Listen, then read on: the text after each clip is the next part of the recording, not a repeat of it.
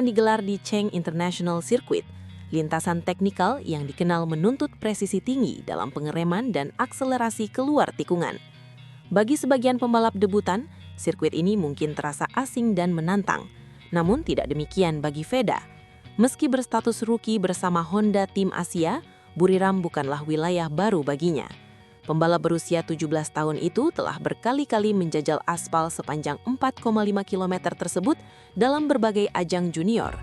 Pengalaman inilah yang menjadi fondasi penting menjelang debutnya di Moto3. Senjata rahasia Veda terletak pada memorinya terhadap lintasan. Dalam dunia balap, memori racing line, titik pengereman, dan karakter tikungan bisa menjadi pembeda signifikan. Veda tidak hanya mengenal layout sirkuit, tetapi juga memiliki catatan kemenangan yang kuat di sana. Saat berkompetisi di Asia Talent Cup musim 2022 dan 2023, ia sukses meraih kemenangan gemilang di Buriram. Kepercayaan diri yang terbangun dari podium tertinggi itu meninggalkan jejak psikologis yang positif. Tidak berhenti di situ, dalam ajang Asia Road Race Championship musim 2023, Veda kembali menunjukkan dominasinya.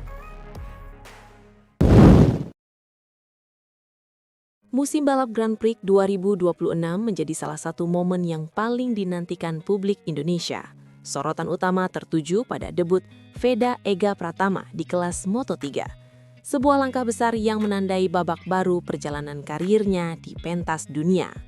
Di tengah antusiasme tersebut, muncul satu pertanyaan menarik. Apa yang membuat Veda layak diperhitungkan sejak seri pembuka? Jawabannya bukan sekadar keberanian seorang rookie. Ia datang dengan sesuatu yang bisa disebut sebagai senjata rahasia. Seri pembuka akan digelar di Cheng International Circuit, lintasan teknikal yang dikenal menuntut presisi tinggi dalam pengereman dan akselerasi keluar tikungan. Bagi sebagian pembalap debutan, sirkuit ini mungkin terasa asing dan menantang, namun tidak demikian bagi Veda.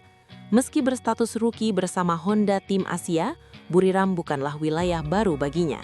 Pembalap berusia 17 tahun itu telah berkali-kali menjajal aspal sepanjang 4,5 km tersebut dalam berbagai ajang junior. Pengalaman inilah yang menjadi fondasi penting menjelang debutnya di Moto3. Senjata rahasia Veda terletak pada memorinya terhadap lintasan. Dalam dunia balap, memori racing line, titik pengereman, dan karakter tikungan bisa menjadi pembeda signifikan. Veda tidak hanya mengenal layout sirkuit, tetapi juga memiliki catatan kemenangan yang kuat di sana. Tidak berhenti di situ, dalam ajang Asia Road Race Championship musim 2023, Veda kembali menunjukkan dominasinya. Konsistensi performa di lintasan yang sama mempertegas bahwa ia memiliki koneksi khusus dengan sirkuit ini. Tentu saja tantangan di Moto3 berbeda. Motor yang lebih bertenaga, persaingan yang jauh lebih rapat, serta tekanan global menjadikan setiap lap terasa lebih kompleks.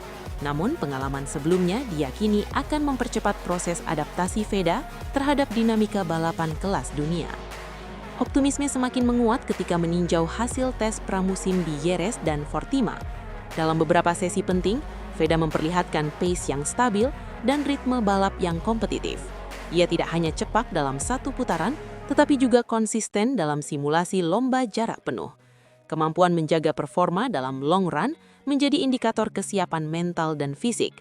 Di Moto3, balapan seringkali ditentukan pada lap-lap akhir ketika konsentrasi mulai tergerus. Veda justru menunjukkan daya juang yang tetap terjaga hingga akhir simulasi. Bekal gelar juara Asia Talent Cup serta status runner-up di Red Bull Rookies Cup menambah legitimasi bahwa ia bukan sekadar peserta, melainkan pesaing.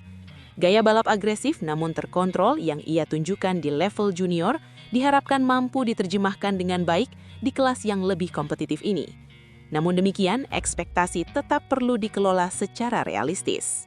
Moto3 dikenal sebagai kelas dengan persaingan paling rapat di Grand Prix. Selisih waktu antar pembalap kerap hanya terpaut sepersekian detik dan satu kesalahan kecil dapat berdampak besar terhadap posisi akhir.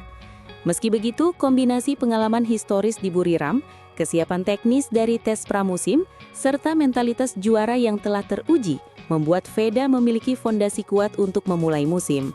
Jika mampu memanfaatkan momentum seri pembuka, bukan tidak mungkin ia langsung bersaing di zona poin. Grand Prix 2026 akan menjadi panggung pembuktian Dan di tengah gemuruh mesin serta sorotan kamera dunia, Veda Ega Pratama membawa lebih dari sekadar harapan publik Indonesia. Ia membawa pengalaman, memori kemenangan, dan keyakinan bahwa Buriram bisa kembali menjadi saksi langkah besarnya di Moto3. Kalau melihat rekam jejak Veda di Buriram, saya rasa ini bukan sekadar kebetulan. Ada pembalap yang memang punya koneksi khusus dengan sirkuit tertentu, dan sepertinya Buriram adalah salah satunya bagi Veda. Menang berkali-kali di level junior itu bukan cuma soal kecepatan, tapi juga soal pemahaman karakter lintasan. Itu modal besar saat naik ke Moto3. Tinggal bagaimana dia mengelola tekanan sebagai rookie agar tidak overpush di awal balapan. Menurut saya pengalaman di Asia tak lengkap dan Asia Road Race Championship di sirkuit yang sama itu sangat krusial. Banyak rookie yang butuh waktu untuk memahami titik pengereman dan racing line, sementara Veda sudah punya memori balap di sana. Adaptasinya harusnya lebih cepat, tapi tentu tantangan di Moto3 beda level. Persaingannya jauh lebih agresif dan slipstream bisa mengubah posisi dalam hitungan detik. Yang membuat saya optimis bukan hanya soal sejarah kemenangannya, tapi juga performa tes pramusimnya. Kalau pace long run sudah stabil, itu berarti dia bukan cuma cepat satu lap. Di Moto3, konsistensi sangat penting karena balapan sering ditentukan di tikungan terakhir. Kalau dia bisa tetap tenang dan menjaga ritme, zona poin sangat mungkin diraih sejak seri pembuka. Jangan lupa juga faktor mental. Datang ke sirkuit dengan kenangan menang itu bisa menaikkan rasa percaya diri secara signifikan. Pembalap yang percaya diri biasanya lebih berani mengambil keputusan penting saat duel. Tapi semoga dia tidak terbawa euforia. Musim panjang masih menanti dan pembelajaran tetap harus berjalan. Menurut saya, Buriram adalah kesempatan emas untuk mencuri perhatian sejak awal musim. Kalau bisa finish di 10 besar saja sudah luar biasa untuk debutan. Apalagi kalau bisa bersaing di grup depan. Itu akan langsung mengubah cara pandang tim-tim lain terhadapnya. Saya tertarik melihat bagaimana dia mengatur strategi saat balapan nanti.